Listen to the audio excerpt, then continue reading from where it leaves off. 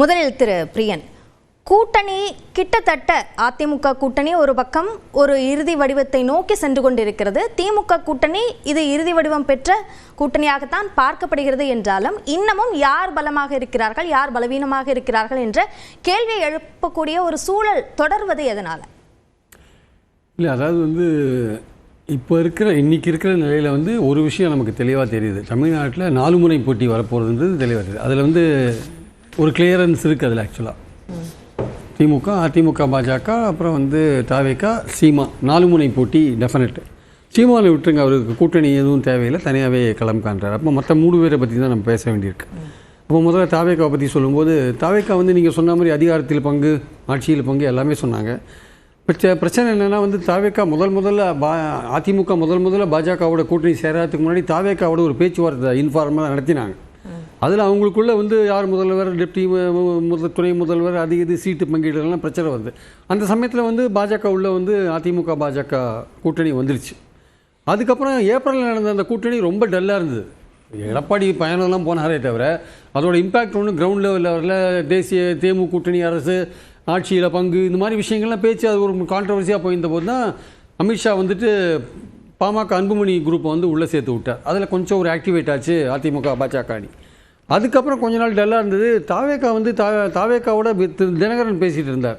அதை தெரிஞ்சுட்டு உடனே என்ன பண்ணாங்க, பாஜக தினகரனையும் பிடிச்சின்னு இந்த கூட்டணியில் நினச்சிட்டாங்க, பாஜக அதிமுக கூட்டணியில்.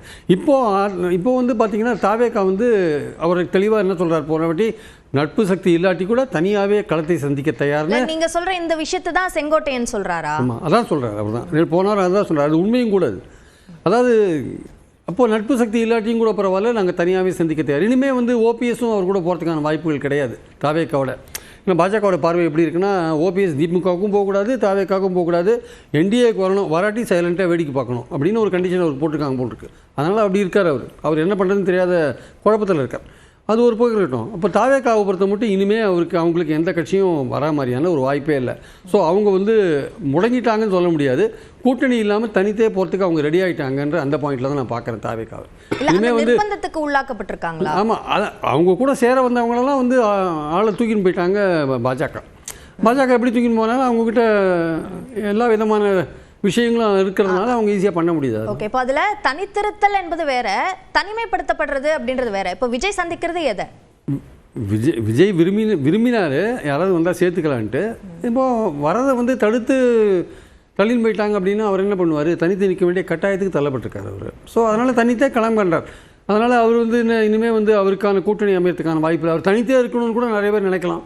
அவரோட செல்வாக்கு என்னன்னு அவங்க கட்சியிலேயே கூட தனியாக இருந்தால் பெட்டரு, நம்மளுடைய செல்வாக்கு என்னன்னு பார்க்கலாம் அப்படின்னு அவங்க நினச்சிருக்கலாம். அது இனிமேல் அவரோட கூட்டணி சேரத்துக்கான வாய்ப்புகள் ரொம்ப குறைஞ்சி போச்சு. இனிமேல் பலமாகணும் அப்படின்னு பார்த்தீங்கன்னா அதிமுக கூட்டணி தான் இனிமேல் பலமாகிறதுக்கான வாய்ப்புகள் இருக்குது. அப்போ அதிமுக கூட்டணிக்கு வந்தோம்னா இப்போ முந்தியை விட 6 மாதத்துக்கு முன்னாடி இருந்தாலும் அதிமுக கூட்டணி இப்போது தன்னோட ஸ்ட்ரென்த்தை கொஞ்சம் இன்க்ரீஸ் பண்ணியிருக்கு. தினகரன் சேர்ந்த பிறகு, பாமக அன்புமணி சேர்ந்த பிறகு இன்க்ரீஸ் பண்ணிருக்கு.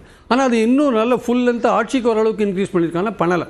அப்போ தேமுதிகவை சேர்க்க வேண்டிய அவசியம் இருக்குது. இல்லை டாக்டர் ராமதாஸ் வந்தார்னா அவரை சேர்க்க வேண்டிய அவசியம் இருக்குது.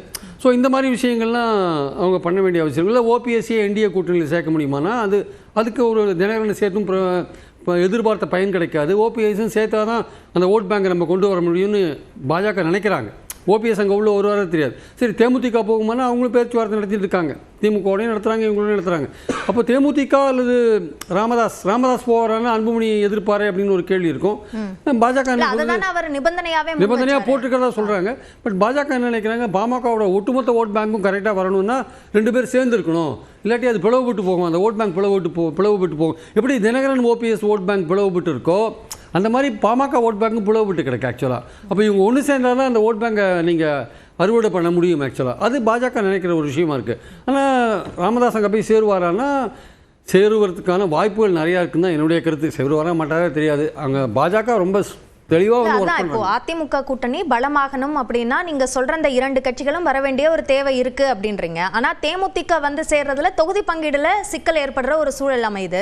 ராமதாஸ் சேர்றதுல அன்புமணி ஒரு தடையாக இருக்கார். அப்போ எப்படி பலப்படும்? அப்போ அப்படியே தான் தொடரும் அப்படின்னு எடுத்துக்கணுமா? இதெல்லாம் பாஜக தான் சரி பண்ணுவாங்க. அவங்க தானே இந்த கூட்டணிலாம் ஏற்பாடு பண்ணிட்டு இருக்காங்க. அதிமுக ஒரு வேலையும் செய்யலைங்க. பாமக அன்புமணி உள்ள கொண்டு வந்ததே அதை அமித்ஷா திருச்சிக்கு வந்தபோது அடுத்த நாள் போய் சந்திங்கன்னு சொல்லி அவர் போய் சந்திச்சு தான் கூட்டணி பண்ணார். ஆஸ் சச் அதிமுக எந்த விஷயத்தையும் கையில் எடுக்கல. தினகரனை கொண்டு வந்ததும் பாஜக தான். இந்த கூட்டணியை கட்டமைக்கிறதே பாஜக தான். ஆனா அன்புமணி ஏபிஎஸ் சந்திச்சு தானே கூட்டணியில். ஆமாம், அது அமித்ஷா சொல்லி தான் போய் சந்திச்சார். அதுவும் சந்திக்காதவர் அமித்ஷா சென்னைக்கு திருச்சிக்கு வந்தோன்னு அடுத்த நாள் ஏன் போய் சந்திச்சார்? பாஜக எடுத்த முயற்சிகள் தான் காரணம். பாஜக இந்த அணி ஸ்ட்ராங்காக இருக்கணும்னு பார்க்குறாங்க, தாவேக்கா தனித்து விடப்படணும்னு பார்க்குறாங்க. அதெல்லாம் அவங்க தெளிவாக ஒர்க் பண்ணுறாங்க, அந்த ஆங்கிளில் ஒர்க் பண்ணிகிட்டு இருக்காங்க. ஸோ இப்போ தேமுதிகவை சேர்க்கணும், தேமுதிக அவங்க பாமக கிடையாது எனக்கு சீட் கொடுங்க, இல்லை ராஜ்யசபா கொடுங்க, ஏதோ கேட்குறாங்க வச்சுக்கோங்க. கொடுக்க முடியல அப்படின்னா அவங்கள எப்படி கொண்டாடணும் அப்படின்னு அவங்க யோசிப்பாங்க. இப்போ பிரேமலதாவை கேட்டால் ஒன்றும் அவசரம் கிடையாது, இன்னும் பிப்ரவரி மாதம் தானே, மார்ச் மாதம் தான் எலெக்ஷன் அனௌன்ஸ் பண்ணுறாங்கன்னு அவங்க தான் சொன்னாங்க. ஜனவரி 8ஆம் தேதியோ 9ஆம் தேதியோ மாநாட்டில் அனௌன்ஸ் பண்ணுவாங்க. அப்புறம் கொஞ்சம் கொஞ்சமாக இப்போ என்ன சொல்கிறாங்க, எனக்கு மார்ச் மாதம் தான் நாங்கள் தேர்தல் அறிவிப்பு வரும் அப்படின்னாங்க. அப்போது அவங்க என்றைக்குமே அவங்க பேர் கெட்டு போகிறதுக்கு காரணம் என்னென்னா கடைசி நிமிஷத்தில் ஒரு அவசரப்பட்டு முடிவு எடுக்கிறது தான். 2016 இந்த கதை தொடர்ந்துன்னு இருக்குது. 16, 19, 21, 24 ஓரளவுக்கு அதிமுகவோட முன்னாடியே பண்ணாங்க. பட் பலன் கொடுக்கல அவங்களுக்கு. அதனால் அவங்க என்ன நாங்கள் கடைசி வரை இழுத்துன்னு போயிட்டு என்ன பண்ணுறாங்க, ஒரு அதிரடியாக ஒரு முடிவு எடுக்கிறாங்களா? அது அவங்களுக்கு 10 வருஷமாக அவங்க அசம்பிளிலையும் இல்லை, மேலே ராஜ்யசபாலையும் இல்லை. அது வேறு விஷயம். ராஜ்யசபா ட்ரை பண்ணி அங்கேயும் போக முடியல. அதனால் அவங்க இந்த வாட்டி என்ன பண்ணுறாங்க, சத்திரியனாக இருக்க விரும்புகிறாங்க. சத்திரியனாக இருக்கிறத விட சாணக்கியனாக இருக்க விரும்புகிறேன்னு பிரேமலதா சொல்கிறாங்க. அந்த சாணக்கியத்தானே அவங்கள எந்த இடத்துல கொண்டு போய் விடுன்னு தெரியாது. ஏன்னா டிலே பண்ண என்ன ஆகுன்னா, மக்கள் பார்வையில் கட்சிகள் பார்வையிலேயே இவங்களோட டிமாண்ட் ரொம்ப அதிகமாக இருக்குது, நம்ம கண்டுக்காத விட்டுடலான்னு கூட விட்டுருவாங்க. மக்கள் பார்வையில் என்ன ஆகுன்னா, இவங்க ஏதோ பேரம் பேசுகிறாங்க. விஜயகாந்துக்கு ஒரு நல்ல பேர் இருக்குது, அந்த பேர் தான் குட்வில் இருக்குது. அந்த குட்வில் தான் ஓட்டாக மாறுது. ஆக்சுவலாக இவங்க பண்ணுறதை பார்த்தா கிட்டத்தட்ட அந்த ஓட் பேங்கே இவங்க கெடுத்துருவாங்களோன்ற லெவலில் தான் அந்த ஓட் பேங்க் நினைக்குது. ஆக்சுவலாக என்னடா இப்படி பண்ணிட்டு இருக்காங்களே, இவங்களுக்கு ஒவ்வொரு எலெக்ஷன்ஸும் இந்த கெட்ட பேர் வந்துட்டு இருக்கு ஆக்சுவலாக. ஸோ அது இனிமேல் எப்படி முடிவெடுப்பாங்கன்னு தெரியாது. அதனால் இந்த அதிமுக பாஜக அணி பலம் பெற்றிருக்கு. திமுகவை எதிர்த்து வெற்றி பெறுற அளவுக்கு பலம் பெற்றிருக்கானா அது இன்னும் ஒரு கேள்விக்குறியாக இருக்குது. தேமுதிகவையும் ஓபிஎஸ்ஸையும் சேர்த்தாங்க வச்சுக்கோங்க, பாமக அன்புமணியெல்லாம் சேர்த்தாங்க வச்சுக்கோங்க, திமுகவுக்கு டஃப் கொடுக்குற ஒரு அணியாக மாறதுக்கான வாய்ப்பு இருக்குது. அது இனிமேல் சேருமா இல்லையான்னு பொறுத்து வந்து பார்க்கணும். திமுக அணிக்கு வரும்போது அதில் நீங்கள் சொன்ன மாதிரி காங்கிரஸ் பிரச்சனை இருக்குது, அது இன்னும் கிளியர் ஆகலை. கனிமொழி அவங்க மேடம் போய் பேசினாங்க, ஏதோ கார்டியலாக பேசினாங்கன்னு சொல்கிறாங்க. ஆனால் இன்னும் மாணிக் தாக்கூர் போன்றவர்கள்லாம் என்ன சொல்கிறாங்கன்னா, இன்னும் அந்த டிசம்பரில் என்ன பொசிஷனில் இருந்தாங்களோ அதே பொசிஷனில் தான் சார் இருக்குது, மேலிடம் எந்த முடிவும் எடுக்கலன்னு ஒரு விஷயத்தை அவங்க சொல்கிறாங்க.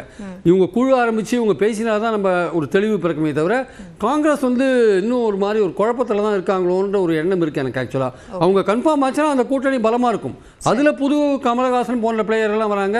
தேமுதிக அங்கேயும் ஓரளவுக்கு ட்ரை பண்ணி பார்த்துட்டு இருக்காங்க. திமுகவோடையும் திமுகவும் தேமுதிகவை சேர்த்துக்கிறது பெட்டர்னு நினைக்கிறாங்க. அவங்க திமுகவை பொறுத்த மட்டும் அவங்க ஒரு கேஸ்ட் நியூட்ரல் பார்ட்டியாக இருக்காங்க. அதாவது எந்த ஜாதியும் நெகட்டிவாக அவங்களுக்கு ஓட்டு போடாது. சில கட்சிகள் இருக்குது, அவங்களுக்கு இப்போது நெகட்டிவாக ஓட்டு போடுவாங்க. இந்த கட்சியை சேர்த்துண்டா அந்த ஜாதியை இல்லாத மற்றவங்களாம் வேறு கட்சி. இப்போது பாட்டாளி மக்கள் கட்சிக்கு அந்த பேர் உண்டு, நெகட்டிவ் ஓட்டு இருக்குன்ட்டு. தேமுதிகவுக்கு நெகட்டிவ் ஓட்டு கிடையாது. அவங்க எல்லா ஜாதியை சேர்ந்தவங்க மதத்தை சேர்ந்தவங்களும் ஆதரிக்கிற ஒரு கட்சியாக இருக்குது. அப்போது திமுகவே கூட தேமுதிக வந்தால் பெட்டர்னு நினைக்கிறாங்க. ஆனால் அவங்களோட டிமாண்டை ஏகப்பட்ட டிமாண்டாக இருக்கிறதுனால இப்போது பொறுத்த மட்டும் கமலஹாசன் உள்ளே இருக்காருன்றது ஓகே. ஓபிஎஸ் கடைசியில் திமுகவுக்கு போகிறதுக்கான வாய்ப்புகள் இருக்குது. ரொம்ப பிரகாசமாக இருக்குன்னு சொல்ல முடியாது. அவரும் அதை பற்றி யோசிச்சுட்டு இருக்கார். அதனால் அதெல்லாம் வந்தால் திமுக கூட்டணி, அது ஓபிஎஸ் வந்தாலும் வராட்டாலும் திமுக கூட்டணிக்கு இப்போது லேட்டஸ்ட்டாக வந்த கருத்து கணிப்பு உட்பட எல்லாமே அவங்களுக்கு 45% ஓட்டு இருக்குது. அது பாராளுமன்ற தேர்தலில் மனசில் வச்சு எடுத்த கருத்து கணிப்பாக இருந்தால் கூட அது ஒரு முக்கியமான பாயிண்ட்டை நான் சொல்லிட்டு நான் முடிச்சுக்கிறேன். அதில் முக்கியமாக நம்ம கவனிக்க வேண்டியது என்னென்னா, அந்த கருத்து கணிப்பு எடுத்தவங்க என்ன கேள்வி கேட்குறாங்கன்னா, இப்பொழுது பாராளுமன்ற தேர்தல் நடந்தால் உங்கள் ஓட்டு இந்தியா கூட்டணிக்கா என்டிஏ கூட்டணிக்கான்னு தான் கேள்வி கேட்குறாங்க. அப்போ தமிழ்நாட்டில் என்ன பண்ணுறாங்க, மக்கள் இந்தியா கூட்டணிக்கு 45% ஓட்டு போடுறாங்க, என்டிஏ கூட்டணிக்கு 33% கொடுக்குறாங்க.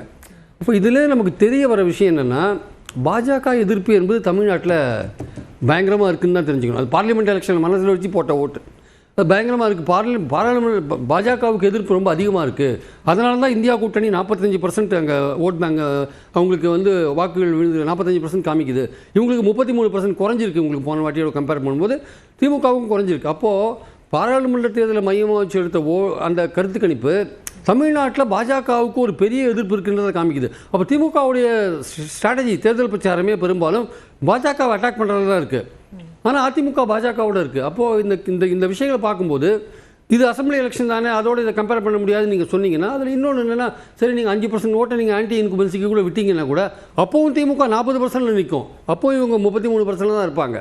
அப்போ இவங்க 1-2% ஏறினா கூட 35% தான் போவாங்க. அப்படி பார்த்தாலுமே 5% ஓட்டு அதிகமாக இருக்குது. 5% ஸ்விங்கிறது நம்பர்ஸில் வந்து 130 160 வரையும் போகிறதுக்கான வாய்ப்பு இருக்குது. எப்படி பார்த்தாலுமே அந்த கருத்து கணிப்பு பாராளுமன்ற தேர்தலுக்காக எடுக்கப்பட்டதாக தெரிஞ்சால் கூட அந்த கருத்து கணிப்பு வெளிப்படுத்தும் ஒரே முக்கியமான விஷயம் பாஜக எதிர்ப்பு என்பது தமிழ்நாட்டில் நிறையா இருக்குது என்பது தான். அதை வந்து விஜய் கொள்கை எதிரி என்று பாஜக சொல்ல விஜய் பாஜக எதிர்ப்பை தீவிரமாக உண்மையிலே எடுத்தார்னா திமுகவுக்கு போகிற ஓட்டை பிரிக்கிறதுக்கான வாய்ப்பு இருக்குது. ஆனால் போகிற பக்கம் பார்த்தா விஜய் அந்த பாஜக எதிர்ப்பை தீவிரமாக எடுக்கிறதுக்கான வாய்ப்பு இல்லைன்னு தெரியுது. இந்த சூழலில் திமுக அணிக்கான வாய்ப்புகள் பாஜக எதிர்ப்பு என்பதை மையப்படுத்துகிற அந்த விஷயங்கள் கண்டிப்பாக தேர்தலில் ஒர்க் அவுட் ஆகும் தான் அந்த கருத்து கணிப்பை நம்ம அந்த அப்படி தான் நம்ம வந்து ஒரு பொருத்தி பார்க்க வேண்டிய அவசியம் இருக்குது. ஓகே.